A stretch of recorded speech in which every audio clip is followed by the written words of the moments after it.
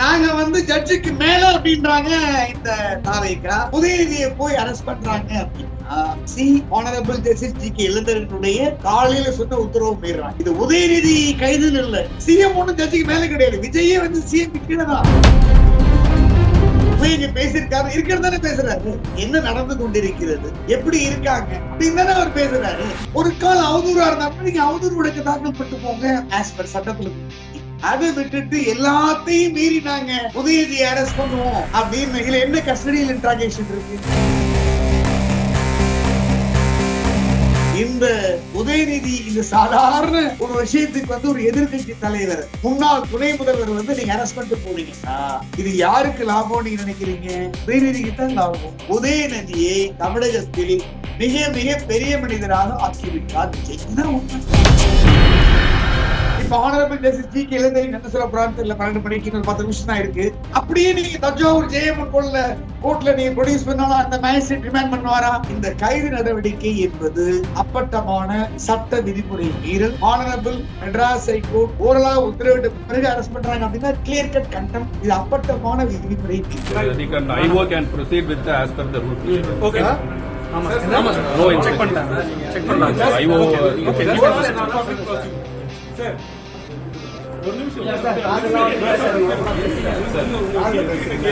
தஞ்சாவூர் ஜெயமன்ல கோர்ட்ல போய் ப்ரொடியூஸ் பண்ணாலும் ரிமாண்ட் ரிஜெக்ட் தான் ஆகும். 12 மணிக்கு நான் விசாரணைக்கு எடுத்துக்கிறேன், உங்க போலீஸ் ஆபீசர் சொல்லுங்க. 12 o'clock வரை எந்த விதமான கோர்சிவ் ஸ்டெப்ஸ் கைது நடவடிக்கையும் வேண்டாம் அப்படின்னு சொன்னாரு. அதை மீறி பண்ணிருக்காங்கன்னா அப்ப நாங்க மெட்ராஸ் ஹைகோர்ட்டுக்கு மீறினவங்க நாங்க தான் அப்படின்னு சொல்றாங்க தாவேக்கா. உங்கள் சத்யாவில் இப்பொழுது ஆடி அதிரடி தள்ளுபடி. மெரிபா பன்னீர் சோடா, ஐ ட்ரஸ்ட் மெரிபா. ஆச்சி மசாலா, எந்த சமையலும் ருசி தேடும் ரகசியம். 20 ரூபாய். ரிஃப்ளெக்ட் வாய்ஸ் நேயர்களுக்கு வணக்கம். இன்றைய சிறப்பு நேர்காணலில் நாம் சந்திக்க இருக்கின்ற சிறப்பு விருந்தினர் வழக்கறிஞர் கிருஷ்ணமூர்த்தி அவர்களை வரவேற்று நிகழ்ச்சிக்குள் சொல்லுவோம். சார் வணக்கம். சார், எதிர்கட்சியினுடைய தலைவர் உதயநிதி அவர்கள் தஞ்சாவூர் கூட்டத்தில் அவதூறாக பேசியதாக கூறி ஒரு 6 பிரிவுகளில் இன்றைக்கு கைது செய்வதற்கான முயற்சிகள் படி கைது செஞ்சு அழைச்சிட்டு போயிட்டு இருக்காங்க. இந்த கைது சரியா சார்? அதாவது ஒரு supreme court active practising advocate என்ன சொல்றேன்னா, காலையில பழைய ஸ்டேட் அதாவது பப்ளிக் ப்ராசிக்யூட்டர் அசம்பவ சின்ன போய் ஹானரபிள் ஜஸ்டிஸ் லார்ட்ஷிப் ஜி.கே. இளந்தரன் அவர்கள் கோர்ட்ல போய் வந்து மென்ஷன் பண்றாரு. மென்ஷன் பண்ண உடனே என்ன சொல்றாரு லார்ட்ஷிப், 12 மணிக்கு நான் அந்த கேஸ் எடுத்துக்கிறேன். You go and advise your John Sathyan state PP, you go and advise your police. 12 மணி வரையும் எந்த கைது நடவடிக்கையும் எடுக்க வேண்டாம், அதை ஸ்டாப் பண்ணி வைங்க, என்னோட ஆர்டருக்கு அப்புறம் நீங்க பாத்துங்கன்னு சொல்றாரு. இது அப்பட்டமான கண்டம். அதாவது நாங்க வந்து ஜட்ஜுக்கு மேல அப்படின்றாங்க இந்த தாவேக்கா அந்த போலீஸ். இது உதயநிதி கைதுன்னு இல்ல, ஒரு கற்றறிந்த ரெகுலர் பிராக்டிஸ் பண்ற டெடிகேட்டட் லாயரால ஜீரணிக்க முடியாது. ஏன்னா எல்லாருமே எங்களுக்கு கீழே தான். முதலமைச்சரே கோர்ட்டு கீழே தான், சிஎம் ஒன்னும் ஜட்ஜுக்கு மேல கிடையாது. விஜயே வந்து சிஎம் கீழே தான். ஆனரபிள் நீதியரசர் சொல்றாரு ஜி.கே. இளந்தரன் 12 மணி வரையும் ஸ்டாப் பண்ணுங்க. அப்ப அமல்ராஜ் போய் ஹெல்ப் பண்ணி அசிஸ்ட் பண்ணி அழைச்சிட்டு போறாருன்னா இது ஆனரபிள் ஜஸ்டிஸ் நீதியரசர் ஜி.கே. இளந்தரன் அவர்களுடைய உத்தரவை மீறிய செயல். அது ஓரலாக இருந்தா கூட கண்டெம்ட். அவர் தான் என்ன டீல் பண்றாருன்னு தெரியல. 2வது அவதூறு வழக்கு அப்படின்னா ஏற்கனவே ஆனரபிள் நீதியரசர் MS ரமேஷ் ஜட்ஜ்மெண்ட் இருக்கு. கைது நடவடிக்கை கூடாது, பிரைவேட் கம்ப்ளைண்ட் தான் ஃபைல் பண்ணணும். சோ போன திராவிட முன்னேற்ற கழக ஆட்சியில என்ன பண்ணுவாங்கன்னா சிபிபி சிட்டி பப்ளிக் ப்ராசிக்யூட்டர் அவர் வந்து பிரின்சிபல் செஷன் ஜட்ஜ் கோர்ட்ல பிஜே கோர்ட்ல பிரைவேட் கம்ப்ளைண்ட் தான் ஃபைல் பண்ணணும்.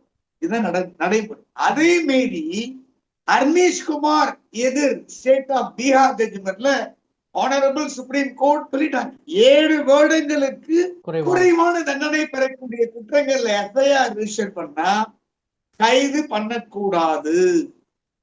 அப்படி கைது பண்ணணும்னா இதுல என்ன அந்த ரீசன்ஸ் நீங்க வந்து கோட் பண்ணணும். இல்லைன்னா ரிமாண்ட் பண்ண போலீஸ் மேலேயும் கண்டெம்ட், ரிமாண்ட் கொண்டு போன போலீஸ் மேலேயும் கண்டெம்ட், ரிமாண்ட் ரிப்போர்ட்டை கொண்டு போன போலீஸ் மேலேயும் கண்டெம்ட், ரிமாண்ட் பண்ண மேஜிஸ்ட்ரேட் மேலேயும் கண்டெம்ட் அப்படின்னு கிளியரா அனீஷ்குமார் ஜட்ஜ்மெண்ட் சொல்லுது. இது ஒரு பக்கம் இருக்கட்டும். இதையெல்லாம் மீறி உதயநிதியை போய் அரெஸ்ட் பண்றாங்க அப்படின்னா சி ஆனரபிள் ஜஸ்டிஸ் ஜி.கே. இளந்தரனுடைய காலையில சொன்ன உத்தரவு மீறாங்க. நடைமுறையில் இருக்கக்கூடிய உச்சநீதிமன்ற உத்தரவை அர்னேஷ்குமார் ஜட்ஜ்மெண்ட்டையும் மீறாங்க. அப்புறம் அரசுக்கு மெயின் என்ன தெரியுமா? கஸ்டோடியல் இன்ட்ராகேஷன் இஸ் ரெக்வயர்டு இருந்தாதான். ஈவன் செந்தில் பாலாஜி வழக்கிலேயே honourable Madras high court custodial interrogation வேணும்னாங்க. ஆனா ஹானரபிள் சுப்ரீம் கோர்ட் என்ன சொன்னாங்க? இந்தியாவின் தலைமை நீதிபதி ஹானரபிள் பெஞ்ச் என்ன சொன்னாங்க? இல்ல தேவையில்லை, நாங்க செந்தில் பாலாஜிக்கு டாஸ்மாக் வழக்குல முன்ஜாமீன் கொடுக்கணும் அப்படின்ட்டு. அப்படி போய் இங்க பேசியிருக்காரு, இருக்கிறது தானே பேசுறாரு.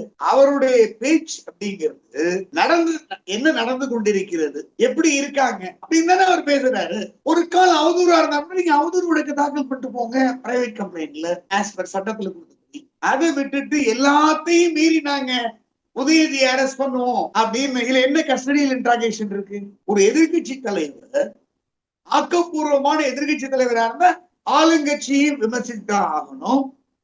ஆளுங்கட்சி முதல்வர் இவர் விஜய் முதல்வரை பேசாத பேச்சா அங்கிள்னாரு, சித்தப்பண்ணாரு, என்னென்ன பேச்சு பேசினாரு. அப்ப டிஎம்கே அவதூறு வழக்கு தாக்கல் பண்ணாங்களா விஜய் மேல? பட் அந்த வார்த்தை தவறுங்கிறது தான் சார் விஜய் தரப்புல வைக்கக்கூடியது.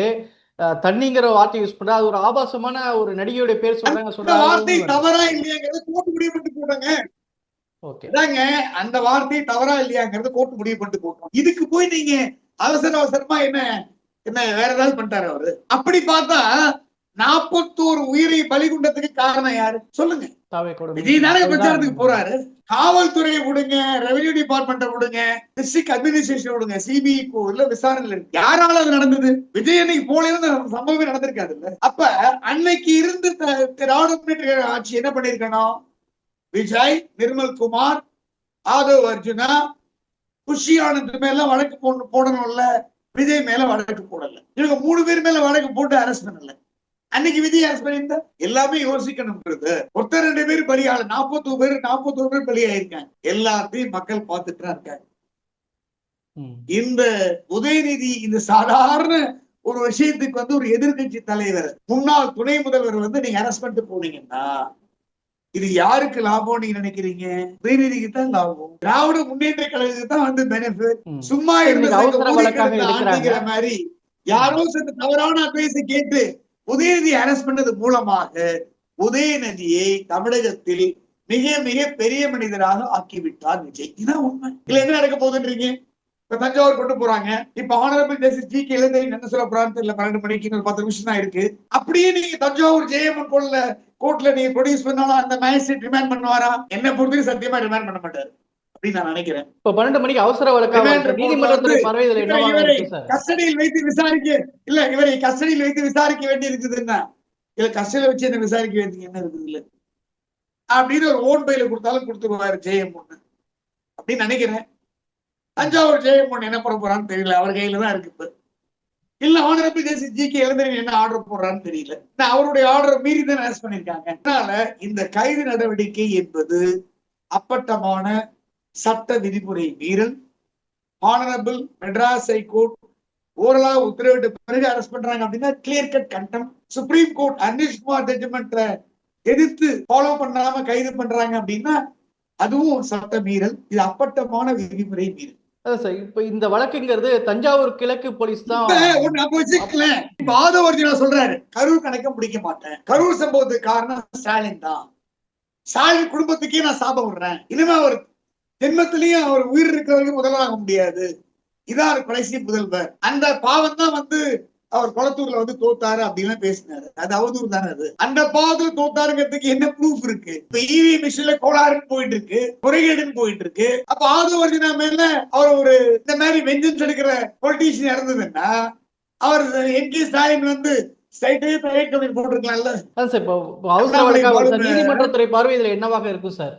நீதிமன்றத்தின் பார்வையில honourable Madras high court justice G K. Ilantharaiyan அவர்கள் தான் முடிவெடுக்கிறாங்க. அவருடைய உத்தரவை மீறி இருக்கிறார்கள். தஞ்சாவூர் ஜெயமன்ல கோர்ட்ல போய் ப்ரொடியூஸ் பண்ணாலும் ரிமாண்ட் ரிஜெக்ட் தான் ஆகும் அப்படிங்கிறது என்னோட வியூ.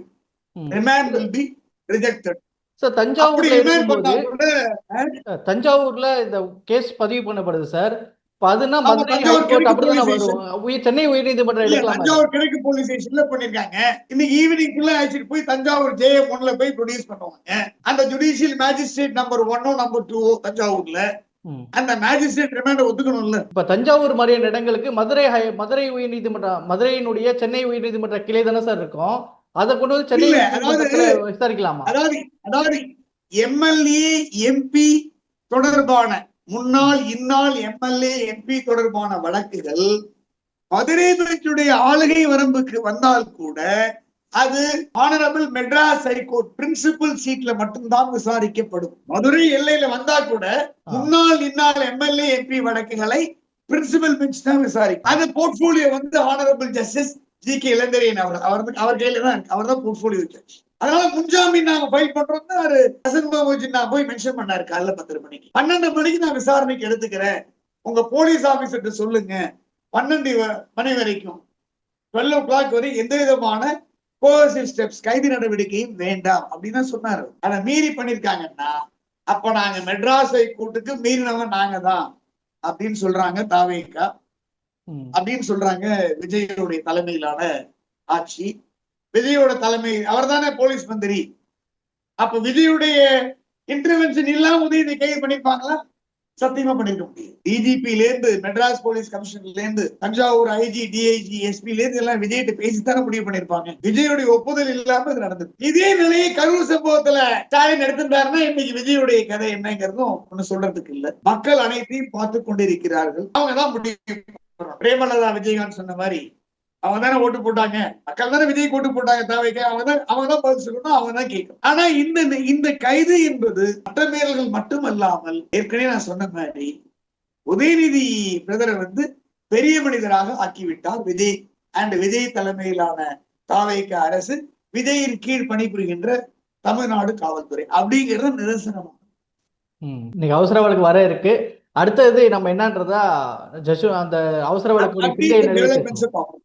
சரிங்க sir, thank you sir. I will be joining later. Okay sir. உங்கள் சத்யாவில் இப்பொழுது ஆடி அதிரடி தள்ளுபடி. மெரிபா பன்னீர் சோடா, ஐ ட்ரஸ்ட் மெரிபா. ஆச்சி மசாலா. எந்த சமையலும் ருசி தேடும் ரகசியம் 20 ரூபாய்.